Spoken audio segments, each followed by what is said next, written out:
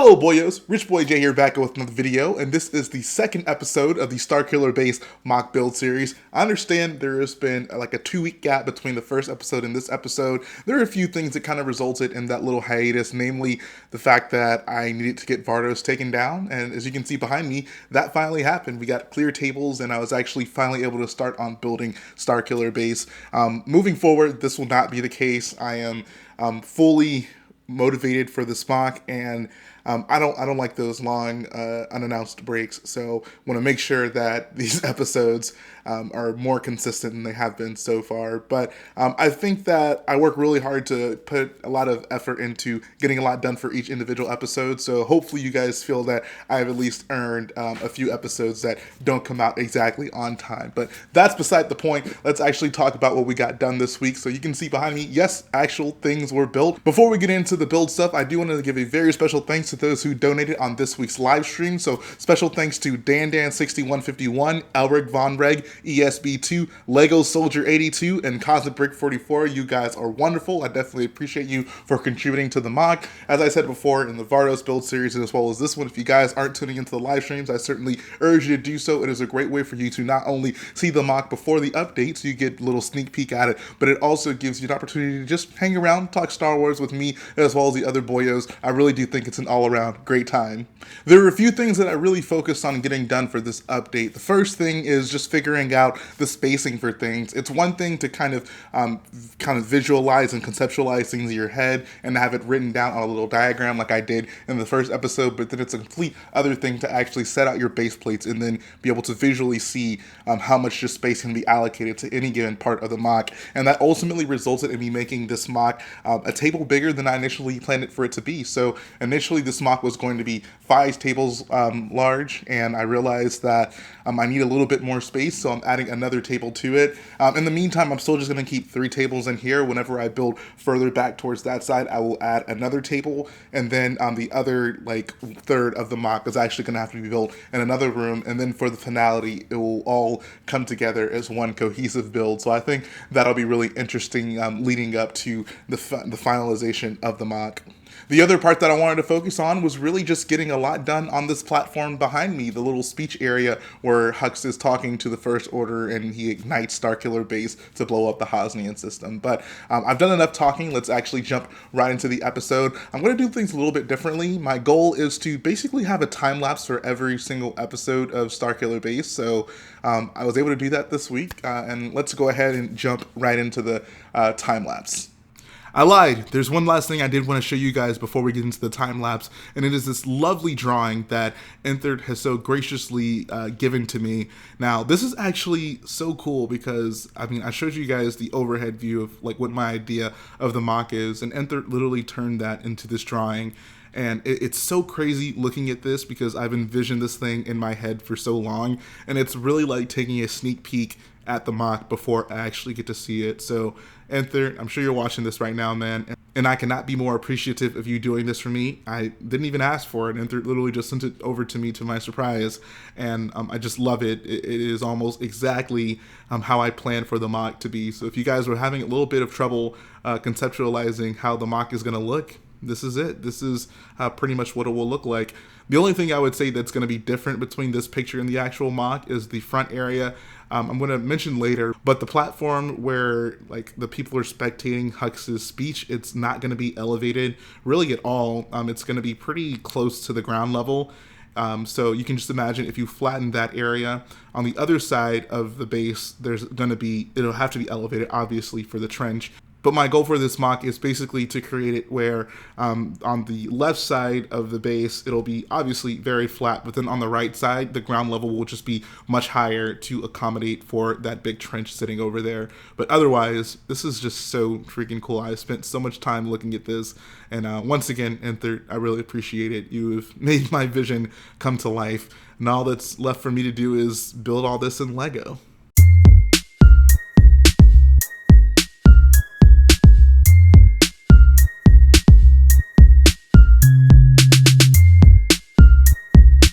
All right, let's dive into the mock. It's been so long since I've done something like this. I'm quite excited. So you can see that the first order of business was really just getting these green squares put up. And what those basically show is where the figures are actually going to be lined up. So you can see this more finished area right here. I already got a little grid of figures. It's probably not going to be final at all. I just lined them up there to see if the spacing and things like that looked good. I think they look pretty good.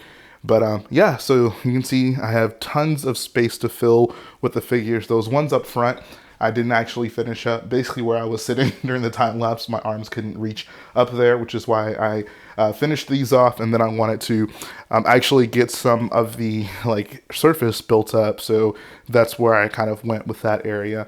But overall, I'm really happy with the way this looks. I realized that looking at Starkiller base, like there was a little bit of organization with how the people were lined up. They all had their own little groups of squares, but the squares weren't really on any particular grid. They were honestly a little bit random, and I tried my best to replicate that with the way that these figures are oriented. I actually looked at the picture and tried to follow it as closely as I possibly could with the actual area that I'm going to be replicating with Starkiller base. If we move over to the other side, you can see that I have lined up some of those classic Rich Boy J 1x4 orange bricks. I don't know what it is about these things, but whenever I start a new mock, it seems like I'm always using these to make lines and figure out where things are actually going to go.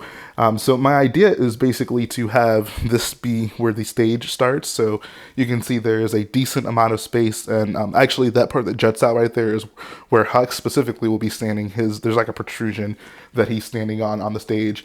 And the main part of this was to basically make it look realistic, make it look believable, specifically in that I didn't want to have any of the figures too close to the stage to where like they couldn't believably be looking up at him. I wanted to make sure anyone standing in front of the stage would actually have a view of Hux and not just be staring directly at a wall, because the stage is actually elevated quite a bit. So I think that there's a good amount of space between the stage and the people. There's like some gaps basically between them, and those are actually filled with what I can only imagine are like elevators similar to what we see on the Death Star. They're kind of in the ground due to the nature of this like build and the fact that it's really not going to be elevated too much up here. I'm really just going to have like a little cutout, and I'll put black tiles below it to make it look to simulate that it is deep and goes down very far. In reality, it will not. I didn't want to have to elevate this entire area, the speech area, just to account for those 3 little elevators. I felt that I'm going to have to elevate the other side of the MOC so much due to the trench. It's probably going to be like 20 bricks high, and that's not even me over exaggerating. So the goal was to keep everything else as flat as possible. This is a pretty simple area, and I wanted to not overcomplicate it. So with that being said, I'm happy with the way it looks. You can see that I brought out my base plate of some of my first order figures, and I started lining them up to kind of figure out how they would need to be spaced. One thing I did not take into account is like making these grids like perfect insofar as like how the figures would stand on them. So I ended up in situations like this where the goal was to have like 3 studs between each one, and I realized that last guy is going to have to be off of the grid. So rather than like reconfigure my grids, I'm probably just going to shift these 4 front ones backwards to make sure that they cover up the whole thing. I don't want to have to use too many more figures for this area. My calculations told me that I'm probably going to need around 750 figures for this speech area. Just like, not even the entire speech area because there's a ton of people on the stage, but like literally just for the spectators alone, going to need around 750 figures. That's a lot. And I'm going to need to populate the actual base as well. I'm going to need to have figures in the oscillator building. So I would not be surprised if this MOC reached upwards of like 1,000 minifigs. That is well over the amount of figures of any MOC that I've done so far. So this is already going to be unique in itself, just purely from the amount of figures that are going to appear in this MOC. But I think that'll really increase the spectacle of it. Like I said, this MOC is really partially going to be like an army building video in terms of like how many figures are going to be lined up out here. And there's of course going to be tons of TIE fighters, tons of like first order transporters as well. So I like that aspect of the MOC. I did want to show you guys over here, this section that I put quite a bit of work into putting some detail into. So yeah, this is basically the area where people are going to be standing. You can see I have these 1x2 plates set up to denote where figures are actually going to be standing. It'd be very easy for me to just make this entire thing light gray and be done with it, not think about it too much, but one of the cooler details about this is how there's, like bits and pieces of snow kind of scattered all across this thing. It's not a ton of snow, but it is definitely noticeable. So my goal was to replicate that, which is how I came up with some of the designs I have here. So on the builds where the figures are actually standing, I was not able to use the snot techniques like I did there. For obvious reasons, I wanted to just keep it relatively simple. Wanted to have the 2 studs sticking up where I can place figures. Didn't want to have to complicate that with snot. So my, I guess, way to make up for it was to still, use tiles and plates in there to give the illusion that there's snow covering the surface there, and I think it actually turned out pretty good. You can see if you look in these figures, there's a bit more of that going through here. I am aware that most of this is going to be covered up whenever you put the figures there, but I think it's fine details like that that'll just make this look really good when people come up to it and they observe and they see like, oh, like there's snow all over this thing. The one part that I'm particularly proud of is this right here. And I'm guessing, like with the way the surface is constructed, there's basically like little cracks where the snow will accumulate. So that's kind of the pattern that I have here. And a lot of reference photos I found, there are tons of like crosses like these where the snow just kind of gathered in one area. So that's really what that's supposed to represent. And the goal with this MOC was to incorporate things like this, but I also wanted to make it look, like take it one step further and have like snow clusters. So you can see even above the surface, I used some plates to kind of show like where, there's maybe a decent amount of snow that is accumulated on the surface of this speech area. So I actually really like that a lot. I think once I get more things like that built up, this entire area is going to be like that. So like once I get more stuff like that built up, I really think this is just going to be gorgeous to look at. My last experience with doing something like this was in Scarif, doing that landing platform that the Zeta class lands on. I thought that thing just looked complete. I thought that thing just looked beautiful, and I'm really happy to be incorporating snot techniques with having like snow scattered across the platform in the Starkiller base MOC. But really, in terms of the build, that's all I got for you guys this week. Like I said, things have been a little hectic with getting Vardos taken down.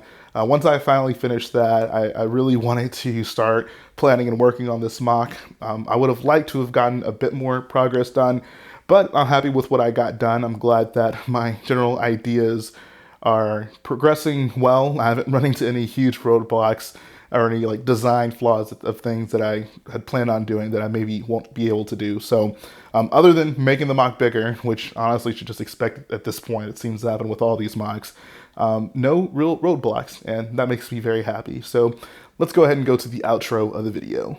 And that's going to finish up this week's update, guys. I hope you enjoyed checking out the progress on Starkiller base. I am really looking forward to working more and more on this MOC. I really feel like it's unique. It's unlike anything I've done before. It is just so nice to finally be able to work on something that I've been thinking about and conjuring up in my head for such a long time, many years at this point. But definitely let me know what you think about it in the comment section below.